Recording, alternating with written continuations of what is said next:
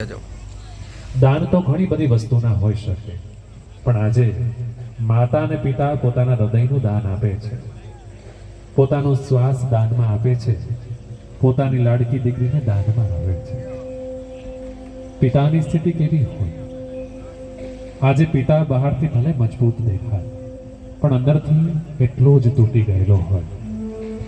જેણે પહેલી વાર પપ્પા બોલ્યું હોય ને, જેણે આંગળી પકડીને ચાલતા શીખવ્યું હોય અને જેણે ખભા પર બેસીને મેળા જોડાવ્યા હોય, એ જ દીકરીનો હાથ આજે કોઈ બીજાના હાથમાં સોંપવાનો સમય છે. પિતાની આંખોમાં આજે ભલે ગર્વ હોય, પણ એ ગર્વ સાથે એક ખાલીપો પણ હોય.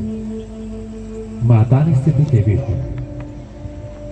મા તો દીકરીની દુનિયા હોય છે. રાતે તાવ આવે તો આખી રાત જાગે, વાળ ગૂંથે, વેણી બંધાવે, સ્કૂલના ટિફિન બનાવે અને નાનકડા દુઃખે પણ એ ગળે વળગાડે. આજે એ જ ગળે લગાડીને આ દીકરીને વિદાય આપવાનો સમય. માની આંખોમાં આંસુ નથી, પણ આજે આખું સમુદ્ર હોય એવી સરસ મજાના સંકલ્પો લેતો કન્યાદાનનો આ પ્રસંગ. પરિવારની મનઃસ્થિતિ કેવી હોય? કાકા અને કાકી માટે ઘરની હાસ્ય હોઈ શકે, મોટા પપ્પા અને મોટા મમ્મી માટે લાડકડી એ રાજકુમારી હોઈ શકે, ભાઈ માટે ઝઘડાની સાથી અને ભાભી માટે સખી હોઈ શકે, અને બહેન માટે રમવાની દુનિયા હોઈ શકે. આજે આખું ઘર વિચારે છે કે કાલથી આંગણું થોડું ખાલી થઈ જવાય, હાસ્ય થોડું ઓછું થઈ જવાય. કૃષ્ણાબેન, કે કદાચ આજે દરેક પરિવારના લોકોમાં એ આંસુ તો હશે જ, કંઈક ખાલીપો હશે. કારણ કે અમારા ભદ્રેશભાઈ અને ભાવનાબેન, લાગણીનો છલકાતો દરિયો કહેવાય ને, માતા પિતા કહેવાય. આ દરિયો જ્યારે ખૂબ ઉભરાટ આવે ને ત્યારે આંખોમાંથી આંસુ છલકાય, અને આવા આંસુ એ માત્ર પ્રેમના અને લાગણીના છે.